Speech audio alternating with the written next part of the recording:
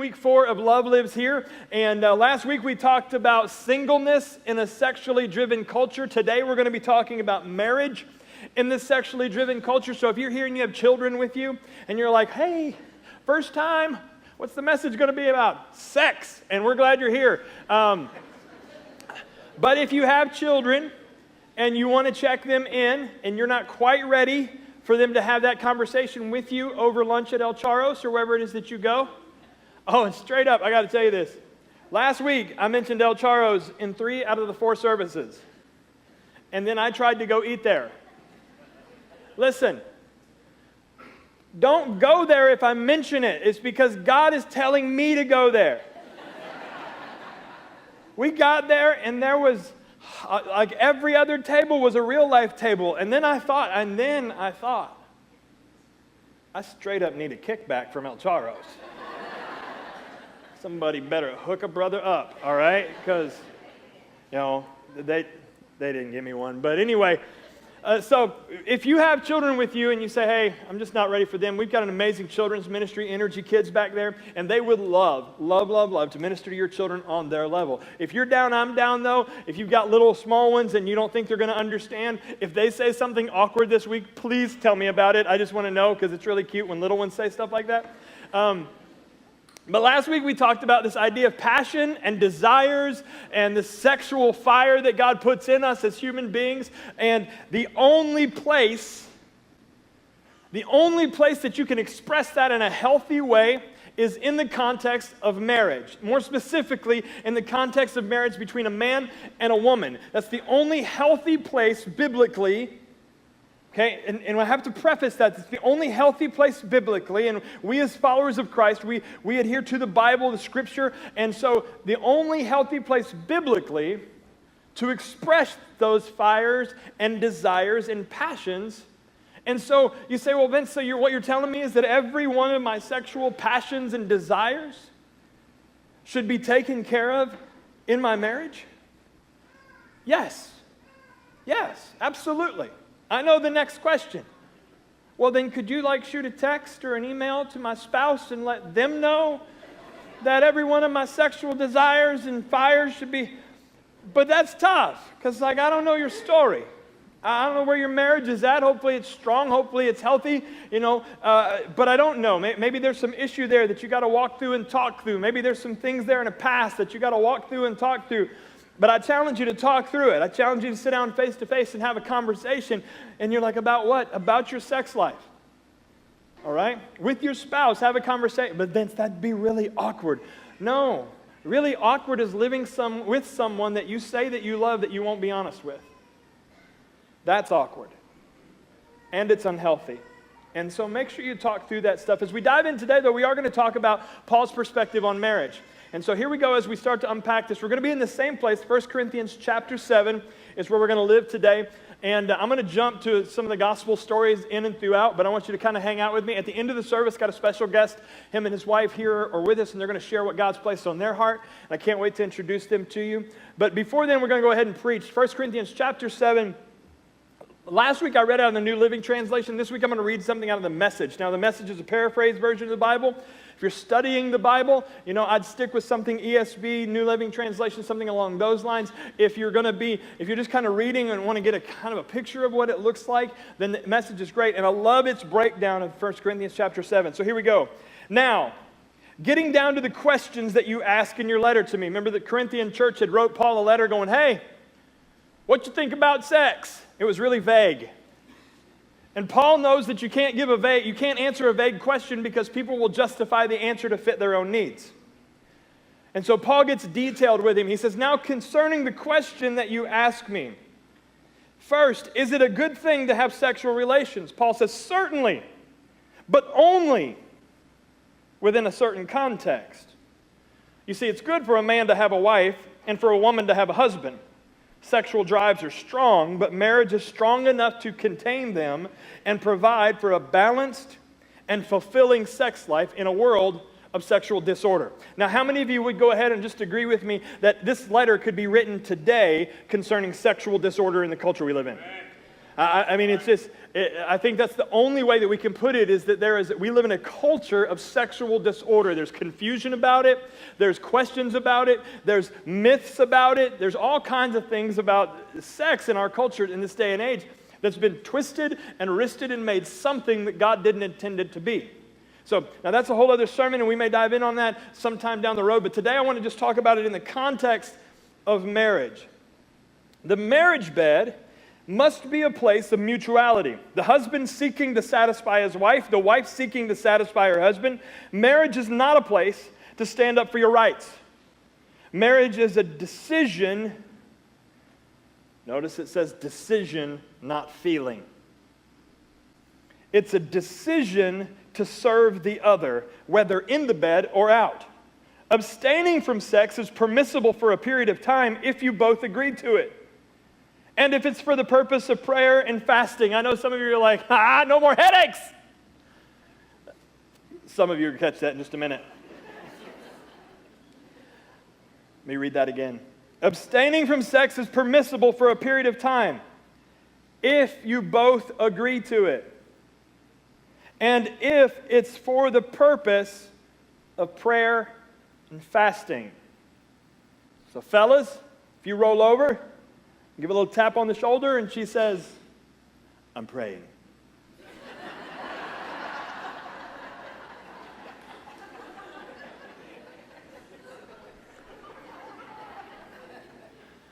It's what it says. I'm fasting right now. And it's there. Now we got to keep reading though. But only. Sexual abstinence should only be in a marriage only for such a time as those. Then come back together again. Why? Because Satan has an ingenious way of tempting us when we least expect it. Now he says, I'm not commanding these periods of abstinence, only providing my best counsel if you should choose them. Sometimes I wish everyone were single like me. Remember, this is Paul writing. A simpler life in many ways, but celibacy is not for everyone any more than marriage is. God gives the gift of single life to some and the gift of the married life to others. I do, though, tell the unmarried, and this is what we talked about last week, and the widows, that singleness might well be the best thing for them, as it has been for me. But if they can't manage their desires and emotions, they should by all means go ahead and get married. The difficulties of marriage are preferable by far to a sexually tortured life as a single. And if you are married, stay married. This is the master's command, not mine. So Paul gives some pretty detailed information here about sex and marriage. So what happens in a marriage when the passion and the desire and the fire just isn't quite what it used to be? It's just not there. As time has passed, desire has passed. You've got busy. You've got kids now. You've got jobs now, and you just got this schedule that's chaotic. And I just don't know how we're ever going to make time for it. And by the time we do have time for it, we're just really exhausted, and we just go to sleep. And then we wake up in the morning thinking that maybe we should have, but we were just too tired. And now the day has started, and so we just can't ever stop long enough to start. And so we have this reality in marriages, and so what happens when there's not intimacy, when there's not physical intimacy between a man and a woman, you will see a marriage begin to separate. He said, Vince, medically, that's not, I'm not talking just about sex. Intimacy, physical intimacy between a man and a wife, a husband and a wife, doesn't have to just be about intercourse. There's all kinds of things that can be intimacy. But the less of that there is, the further. Why? Because sex and sexual activity is one of the things that God created that goes beyond the physical side of it. It's not just physical. It's emotional and it's spiritual on a level that you and I can't quite grasp. There are examples that we could throw out of people in your past and different things like that. And automatically, if I started saying things, images would fire into your mind because it wasn't just a physical act. How many of you have ever tripped over something? Well, some of you are extremely agile. That's good. Like a church full of pumas out there who just never tripped. I feel like I suck now because I fall all the time. Thanks, guys. Let me ask again. Now help me feel better. How many of you have ever tripped? Yeah. See, that's a physical activity. Let me ask you this. How many of you remembered every time you ever tripped? Just once. Okay, just once back there. Because that's just a physical activity. Of course, you don't remember every time you've ever tripped. Why would you do that? But when we begin to talk about sexual relations in your life, and if we were to go ask about sexual partners, or we were to ask about sexual experiences, most of you could probably narrow that down to a pretty specific number in your head or in your mind, because it goes beyond just something physical that happened. And so how do you keep the passion in a marriage when there's been some time that's gone by? So we're going to talk about that today. We're going to just kind of unpack that. I'm going to give you 4 things today, hopefully, and I'm going to try to do it quickly, but I want to make sure that I resource you as the best as I can. The first thing is this. You need to make sure what happens in a marriage is celebration becomes frustration. Things that you used to celebrate now frustrate you. How many of you remember, how many of you have a spouse? Raise your hand. Put it up real high if you got one you're proud. Say amen. Yeah, all right, good. Now, how many of you remember when you first saw them and you were like, they are so amazing? Look at them. They're so beautiful. That's what Jennifer says about me constantly. I'm like, no, seriously, stop it. No, she doesn't do that. But you can remember what it was like when you first saw each other and you first met and you first started dating. Man, these emotions and feelings, and you started seeing them and you started celebrating everything about them. Why do you like him? He's got such an amazing sense of humor. He makes me laugh. He just makes me laugh. I love it. Well, then 5 years down the road, you're like, I just wish he would take something seriously. Look, if you married the class clown, don't freak out when he doesn't freak out about the finances. If you married the class clown, he's probably going to be the one that goes like, it's going to be fine. It'll be fine. How? I don't know. It's going to be fine, though. We're going to be good. And what you celebrated at one point becomes what frustrates you at another. Oh, he's such a hard worker. He's such a hard worker. I love that he works hard and he's got a job. And then 5 years later, I wish you'd do something other than work. You're always at work. Amen. And we go, what do you want me to do? This is why you loved me 5 years ago, but now it's the thing that's pulling us apart. And what happens is we have these expectations and then we have reality, and sadly most of us live somewhere in the middle going, what are we supposed to do? Because the things that I celebrated, the things that I expected aren't really happening, and now they're frustrating me. He's so passionate, and he gets fired up about this or that. And then in the marriage, he's got some issues. Why? Because he's just so passionate. He gets so fired up about this and that. Wait, you just said the exact same sentence just with a different meaning. Why? Because what we celebrated at one time has now become a frustration. And people do this all the time. This is not founded in anything, so you can take it or leave it, but the reality is, what I think that people, I don't know that you're ever going to get 100% of everything that you want out of any one person. Let's just throw this, at best, you're going to maybe get 80%. Somebody's going to nail 80% of your wants list or your desires list, but that leaves 20. And so after a little while, you get really accustomed to the 80 to the point that you might start taking that 80% for granted and start looking at the 20 in someone else. Well, I know they're my spouse, but see, they don't do this, and he or she does that. You know, we've had some kids. Things ain't the way they used to be, and are busy, and our schedule's crazy, but they've got all the freedom in the world, and man, it would just be so nice to be engaged in that freedom. And we start looking at the 20. People do this in the church too. They'll come to church and they'll be like, we love this church, it's amazing. Why is it amazing? Because the music is awesome, and the preaching is amazing, and the kids' ministry is awesome. But there was this one time where this happened. We were in the parking lot, and somebody didn't wave at me, and I'm like, I ain't never going back there because somebody didn't wave at me. Come on. And you know what we did? We took the 80% for granted and focused on the 20% and walked away from what was great. That's why affairs happen. Because we start looking at the 20. The sad part is that when they get neck deep into the affair, into the 20%, they realize that that's all the other person had was 20%. And they're missing out on an 80 over there that's phenomenal. When you start being frustrated by the things that you used to celebrate, you're going to see your marriage starting to shift and transition.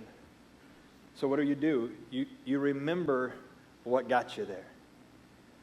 You remember what got you there. Now, God has blessed me with a wife that stopped aging at about 23 years old. And I know there's got to be some expectations in the back of her mind where she goes, you know, when we got together, he had so much hair. I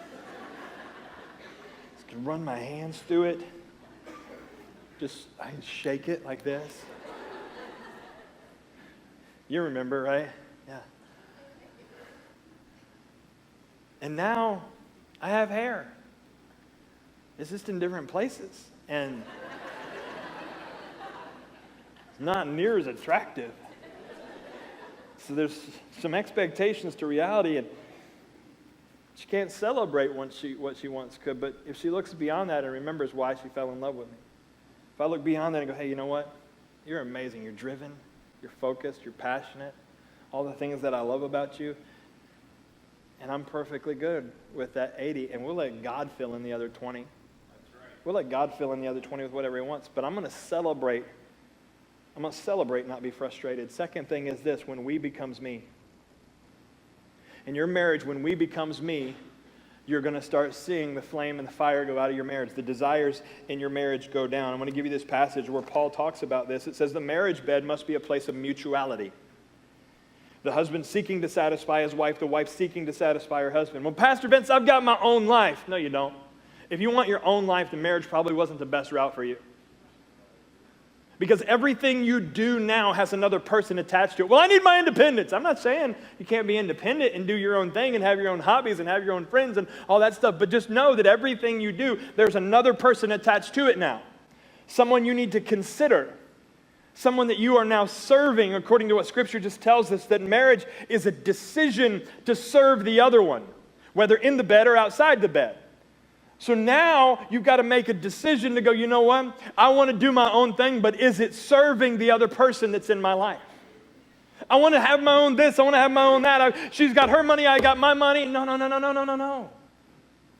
That's not how that works. See, everything, two become one. Happens that way in sexual relations when two become one spirit. The Bible talks about it clearly that you are no longer your own, that we've come together now as a married couple. And so this we becoming me is an issue. Because if you're constantly looking at you, then it's an issue. There's a story in the Gospels about a man, and he's paralyzed, and he's laying outside, and he's got some friends because they hear about Jesus being in town. The problem is, Jesus is in town, and he's in his house, and it's packed. They can't get him in there. And so these friends walk up and they're like, hey, we'll carry you. And so they get on four corners of the bed. They start carrying the gentleman to Jesus. They get to Jesus, but they can't get into Jesus. Now what happens next is amazing, because what would have happened in the majority of cases, they had said, oh, sorry, we just can't make it in. Look at all those people. We'll just kind of drive the parking lot and we'll roll out. Better luck next time. They didn't do that. They said, no. We're carrying our friend here, and we're going to make sure, because it's not about us, it's about him. And since it's about him, we're going to make sure we get him where he needs to be. So they go up on the roof of this house. Now, the Bible never tells us if they know whose house it is or not, but I'm praying that they had no clue. Because they just walked up on the top of the house and just start ripping the roof off the house. Just tearing the roof right off the house to drop this man in front of Jesus. Talk about cutting line. There have been people in the house all day trying to get close to Jesus, and these guys dropped through the ceiling. Do you know why they did it? Because it wasn't about them, it was about him. I wonder in your marriage how much it's about you right now, and God's going, you know what? You may be in a place, in a season in your marriage where you need to carry the other one for a little while just to make sure they get to me. You may be a husband right now, and your wife is going through a season where she doesn't feel valued, and she doesn't feel like she's enough, and she doesn't feel like she's killing it as a wife, a mother, or anything. And you may need to carry them for a little while to get them to the feet of Jesus and go, you know what, I got you. Don't sweat it. Don't worry. I've got you. It's not about me. It's about we. That's how this works. Wives, it may be you. You may need to be pouring something into your man that he may not believe he's able. He may not believe he's enough, but you know something he doesn't right now, and so you need to be encouraging. You may need to tell him something about him that he needs to hear from only you. Only you. And you need to be the one that carries him, and you need to be the one that says, you know what, it's not about me, it's about we. It's one of our core values here at Real Life Church is we've got your back. I'm going to put you here. I'm going to put you here. Do you do that with your spouse? Or are you just really focused on what you get to do? I'm going to go do this. I'm going to do this. I'm going to go do this. I'm going to do this. I'm going to go do this. And you never sit and you have a conversation about the we. It's always about the me. If so, it's time to start carrying. Paul said the marriage bed is a place of mutuality. It's where he talks about sex, and he engages in that part of it where he says it's okay to be abstinent, but only for a little while. Why? Because sexual intimacy is where you focus again, where the two come back to being one. And it's a refocusing, it's a recentering. Make sure you understand what I'm saying here this morning. Don't leave and go, Pastor Vince said sex is where we refocus. Only if you're married. Don't be a single and roll out here and go, Vince said sex is for pleasure. It is if you're married. If you're married. Anything else outside that will damage you long term. You can disagree with me, and that's okay.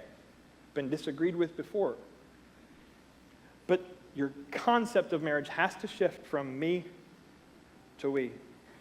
Third thing, Paul goes on and he continues to talk about this. He says, listen, I want to talk through this. And this is a big one. One of the things that will destroy intimacy in your marriage, one of the things that will hurt your marriage is where debtors become collectors. We are in debt.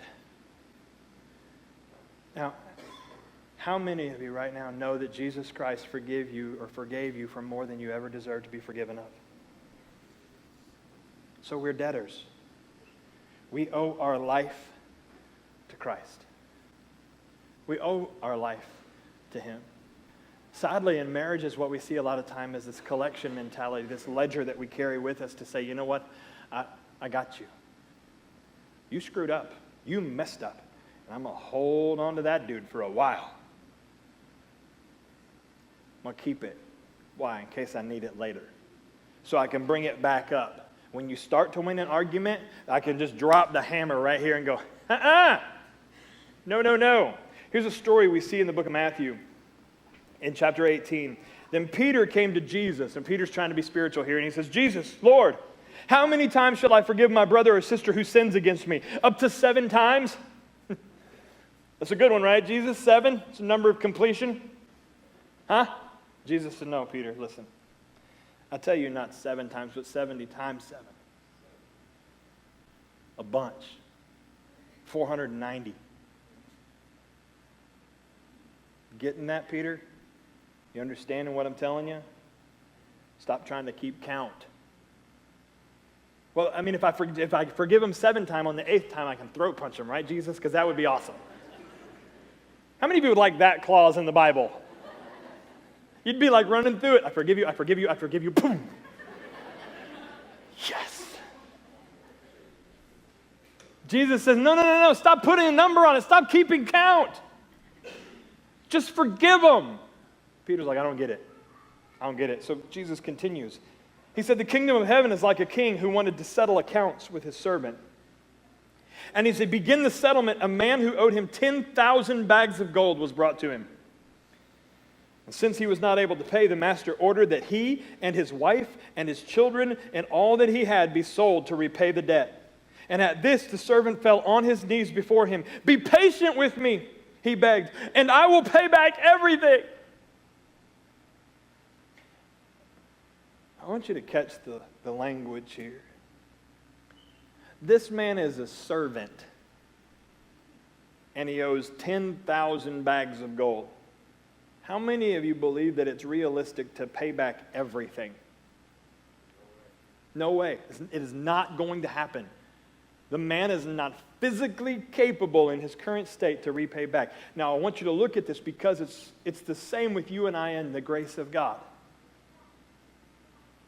The master gave you a gift called salvation, and there is nothing you can do to work yourself out of being in debt to him.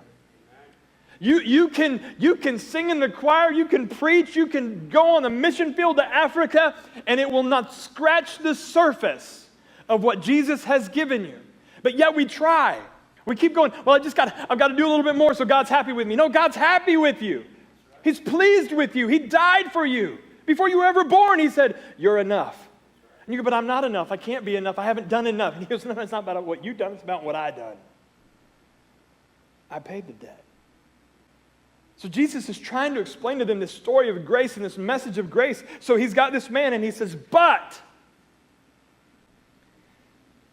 the master, verse 27, the servant's master took pity on him and canceled the debt and let him go. Canceled it. 10,000 bags of gold and said, now we're good. We're good. Don't sweat it. Now, how many of us would have probably went, I'll give you a little more time. Okay, next week, you better have my money. You better have my money. All right, because I gave it to you, I loaned it out to you, you told me you pay it back, and you haven't paid it back, so you better have my money next week. You go sell your car or one of your kids, I don't care, but you better have my money. But the master said, no. I'm not going to give you more time. I'm just going to cancel it. You and I, we're good. We're good. And he let him go. Now, I see that, and it overwhelms me. I get excited when I see that story, and I read about this grace of the master going, I've forgiven everything. You don't owe me jack anymore. We're clear. We're good. If we see each other on the street, it's not going to be awkward because I have forgiven the debt that you have. But, verse 28, but when that servant went out, so you kind of expect the servant to go pay it forward, right? Like he's buying everybody a meal at McDonald's now because he's been forgiven. Like he's hooking people up. Like I got you, bro, because I've been forgiven. The master just hooked me up. But when that servant went out, he found one of his fellow servants who owed him 100 silver coins. He grabbed him and began to choke him. Pay back what you owe me, he demanded. From debtor to collector in a moment. Some of you right now in your marriage, you come to service, and you come to church, and you worship a God that you are in debt to, and you go home and you turn into collector, holding unforgiveness and bitterness and anger and malice in your marriage, and you're wondering why it's struggling.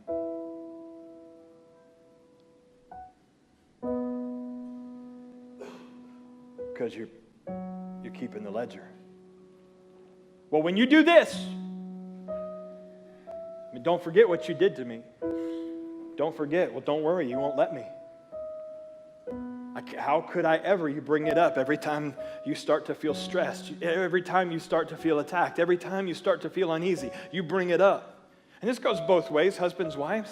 But both of us, husbands and wives, we're all in debt to Christ because of the forgiveness that he gave us. And you can't repay it. The only way to repay it is to show it. But the problem is, if you don't know how to receive grace, how will you ever give it?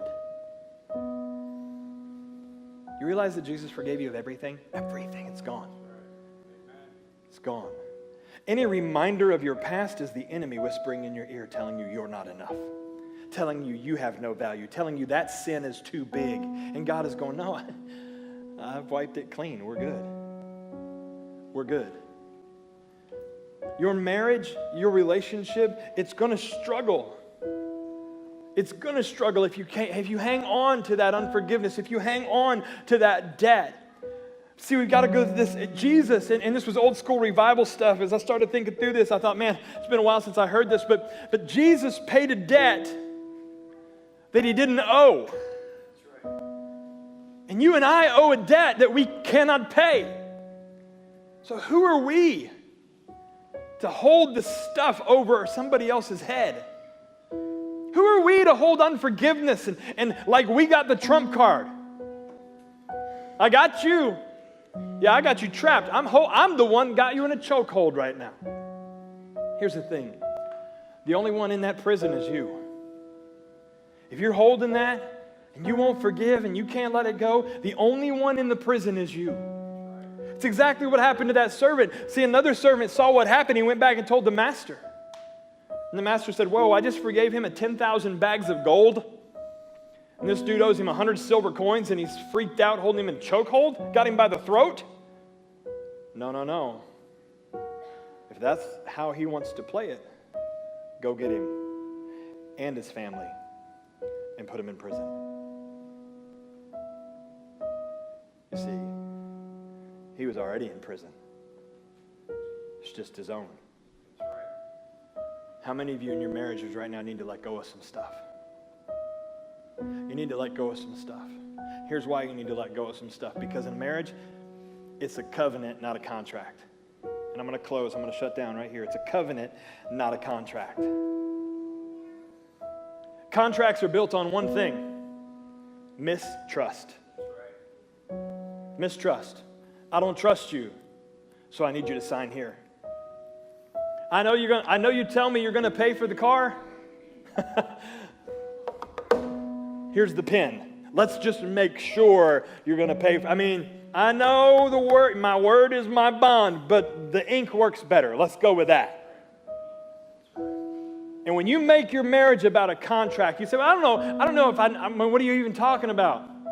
I'll love you so long as you love me. Hey, if you don't cheat, I won't cheat. If you don't get angry, I won't get angry. That's contractual talk there. So long as you don't mess up, then I won't mess up. Now, when I do weddings, I do them, I think just about everybody does them this way, but I look at the groom and I go, repeat after me. For better, for worse. For richer, for poor. Sickness or in health. Do you agree with that? Yep. No matter what she does? Do you agree with that? Bride? For richer, for poor, better, for worse, sickness and health. Do you agree with that? Yep. Even if he doesn't? Do you believe that? Is that how you're going to covenant into this marriage? Because it's not a contract, it's a covenant. And in the Old Testament, when there was a covenant, they would take an animal and they would sacrifice it and the blood would spill. And those that had the covenant would walk in between the two pieces of the animal, signifying. And then what happened after that was they would say, and if either of us break this covenant, let what happened to the animal happen to us. That's how valuable this marriage is. See, but Vince, here's the problem. The problem is we don't look for covenants, we look for convenience. And we just want it to be easy. Shouldn't it be easy? Heck no. Anything that's good, you got to fight for. You got to work through. You got to put some foundation down. You got to build upon it. You have to sweat a little bit. Why? Because it's worth it. There's value in it. And anything of value the enemy wants to tear down. You say, but sometimes it's not convenient. Well, it wasn't convenient for Jesus to leave a throne to be born in a barn. It wasn't convenient for the same people that praised him were also the ones that crucified him. It wasn't convenient when he was having his beard torn out of his face, but you know what? He made a covenant, and so he kept it.